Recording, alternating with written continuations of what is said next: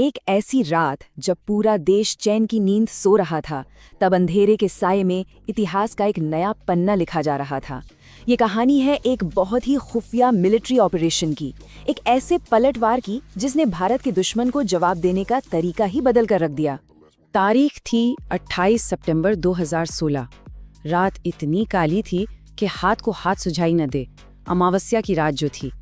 इसी अंधेरे का फायदा उठाकर इंडियन पैरा स्पेशल फोर्सेस के कुछ जांबाज कमांडोज अपने चेहरों पर कैमोफ्लेज पेंट लगाए और हथियारों पर साइलेंसर चढ़ाए घने जंगलों के रास्ते बिल्कुल खामोशी से लाइन ऑफ कंट्रोल यानी LOC पार कर रहे थे।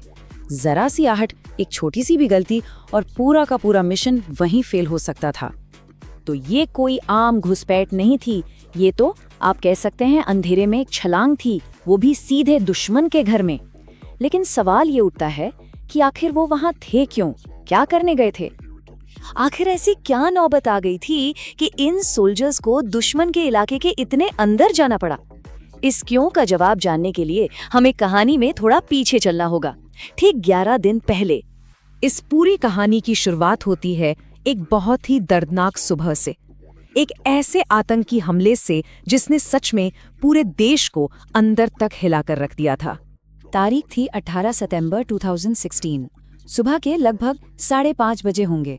ज्यादातर लोग अपने घरों में सो रहे थे। तभी जम्मू कश्मीर के उरी में आर्मी के ब्रिगेड हेडक्वार्टर पर 4 भारी हथियारों से लैस आतंकियों ने हमला बोल दिया।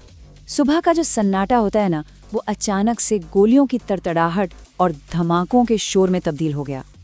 अब सवाल ये है कि ये हमला इतना खतरनाक कैसे साबित हुआ? इसकी एक बड़ी वजह थी।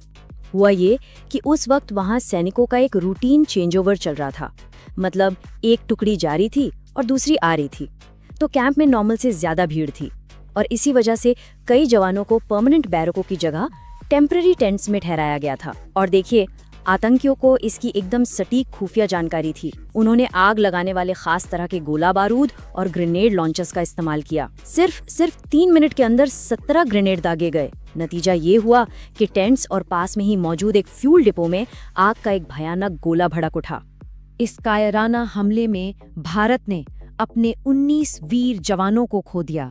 और ये सिर्फ एक नंबर नहीं है, ये 19 का आंकड़ा नहीं है, ये 19 कहानियां थीं, 19 परिवार थे और ये पूरे देश का दर्द था। इस दर्द की गहराई को शायद शहीद हवलदार अशोक कुमार सिंह के 78 साल के नेत्रहीन पिता जगन्नारायण सिंह जी के शब्दों से बेहतर कोई नहीं बता सकता। उन्होंने कहा था, अगर मेरी आंखों में रोशनी होती तो मैं खुद सरहद पर जाकर उन आतंकियों से लड़ता। सोचिए क्या जज्बा रहा होगा। बस इसी के बाद पूरे देश में दुख और गुस्से की एक लहर दौड़ पड़ी। और इस हमले के बाद एक फैसला लिया गया, एक खामोश लेकिन बहुत ही पक्का इरादा। अब बस बहुत हो गया था। अब वक्त सब्र का नहीं बल्कि एक करारा और सोचा समझा जवाब देने का था। देश के प्रधानमंत्री नरेंद्र मोदी ने देश से एक वादा किया, दोषियों को बख्शा नहीं जाएगा। और ये सिर्फ कोई सियासी बयान नहीं था, बिल्कुल नहीं। पर्दे के पीछे नई दिल्ली के एक टॉप सीक्रेट वॉर रूम में हाई लेवल मीटिंग्स का दौर फौरन शुरू हो गया। यहाँ एक एक कदम को मतलब पूरी परफेक्शन के साथ डिजाइन करने की तैयारी शुरू हो चुकी थी।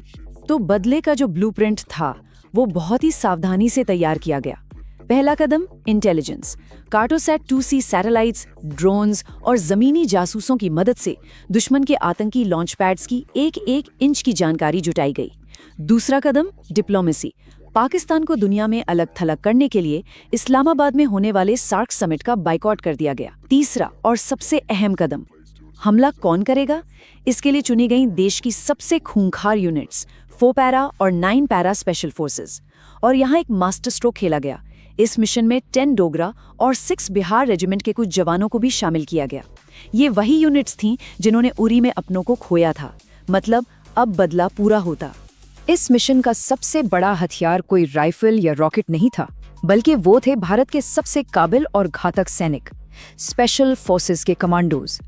इन लोगों ने जंगल में लड़ने की और घने अंधेरे में ऑपरेशन करने की इतनी सख्त ट्रेनिंग ली थी जिसकी हम कल्पना भी नहीं कर सकते। और हाँ, इन जांबाजों के हाथ में थे उस वक्त के सबसे आधुनिक और खतरनाक हथियार, इजराइल की बनी IWI टेवर असॉल्ट राइफल्स, M4 कार्बाइन्स, बड़े धमाकों के लिए कार्ल गुस्ताफ रॉकेट लॉन्चर्स और हाँ, रात को दिन बनाने वाले लेटेस्ट नाइट विजन गॉगल्स। मतलब तैयारी में किसी भी तरह की कोई कमी नहीं छोड़ी गई थी। मिशन को इतना सीक्रेट रखा गया था कि बाहर से देखने पर ये एक रूटीन ट्रेनिंग एक्सरसाइज जैसा लग रहा था। सभी कमांडोज के मोबाइल फोन्स तक ले लिए गए थे। उनके चेहरों पर थकान तो दिख रही थी, लेकिन आंखों में एक फौलादी इरादा था। सीक्रेसी ही इस मिशन की जान थी। दुश्मन को कानों कान खबर नहीं होनी चाहिए थी। तो चलिए अब वापस चलते हैं उसी रात पर। योजना बन चुकी थी, कमांडोज अपनी पोजीशंस पर थे और अब इंतकाम का वक्त हो चुका था। रात के करीब 12:30 बजे 70 से 80 कमांडोज की टीम ने एलओसी पार किया। 2 बजते बजते सभी टीमें अपने अपने टारगेट यानी 7 अलग अलग टेरर लॉन्च पैड्स पर घात लगाकर बैठ चुकी थीं। सब कुछ खामोश था, बस एक सिग्नल का इंतजार। और फिर दिल्ली के वॉर रूम से वो एक शब्द आया, गो। और बस एक साथ एक ही पल में हमला शुरू हो गया। वो जो मौत का सन्नाटा था ना, वो अचानक रॉकेट्स और ग्रेनेड के धमाकों से गूंज उठा। ये एक इतना परफेक्ट और सिंक्रोनाइज्ड हमला था कि आतंकियों को सिर उठाने तक का मौका नहीं मिला।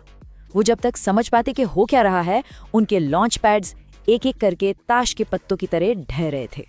एक अंदाजे के मुताबिक इस ऑपरेशन में 38 से 40 आतंकवादी और उनको सपोर्ट करने वाले ढेर हो गए। उरी के 19 शहीदों का बदला पूरा हो चुका था। और सबसे बड़ी बात ये थी कि इस पूरे ऑपरेशन में एक भी आम नागरिक को खरोच तक नहीं आई। मिशन तो कामयाब हो गया था, लेकिन कहानी अभी खत्म नहीं हुई थी। असल में अब शुरू होने वाला था इस मिशन का सबसे खतरनाक हिस्सा, दुश्मन के इलाके से जिंदा और सलामत वापस लौटना। वापसी का रास्ता वाकई में बहुत खौफनाक था। पाकिस्तानी सेना को अब तक होश आ चुका था और वो चारों तरफ से अंधाधुंध गोलियां बरसा रही थी। इसी बीच एक कमांडो का पैर एक लैंड माइन पर भी पड़ गया, लेकिन अपने साथियों के कवर फायर की बदौलत एक एक कमांडो, हर एक जांबाज सुबह का सूरज उगने से पहले अपनी सरजमीन पर सुरक्षित वापस लौट आया। उनके चेहरों पर जीत का एक खामोश सुकून और गर्व था। अगली सुबह भारत ने पूरी दुनिया के सामने ऐलान किया कि उसने एलओसी के पार एक कामयाब सर्जिकल स्ट्राइक को अंजाम दिया है। दूसरी तरफ पाकिस्तान ने इसे सिरे से खारिज कर दिया। उनका कहना था कि ये कोई सर्जिकल स्ट्राइक नहीं, बल्कि सिर्फ रूटीन में होने वाली क्रॉस बॉर्डर फायरिंग थी। तो एक ही घटना, लेकिन 2 देश और 2 बिल्कुल अलग अलग कहानियां। इस बेमिसाल बहादुरी के लिए मिशन को लीड करने वाले मेजर रोहित सूरी को कीर्ति चक्र से नवाजा गया, जो शांति के समय दिया जाने वाला दूसरा सबसे बड़ा वीरता पुरस्कार है। इस स्ट्राइक ने उरी के शहीदों के परिवारों के जख्मों पर मरहम तो लगाया, लेकिन ये सिर्फ एक बदले की कार्रवाई से कहीं ज्यादा था। ये दुनिया के लिए एक बहुत साफ और पावरफुल मैसेज था कि भारत शांति चाहता है, लेकिन अगर उसे चुनौती दी गई तो वो पूरी ताकत और सटीकता से जवाब देने के लिए हमेशा तैयार है। इस एक रात ने भारत के डिफेंस पॉलिसी में एक नया चैप्टर शुरू कर दिया, एक ज्यादा मुखर, एक ज्यादा असर्टिव चैप्टर। और इसने एक सवाल भी हमेशा के लिए खड़ा कर दिया कि भारत के सब्र की सीमा आखिर है क्या, और अगर कोई उस सीमा को लांघने की कोशिश करे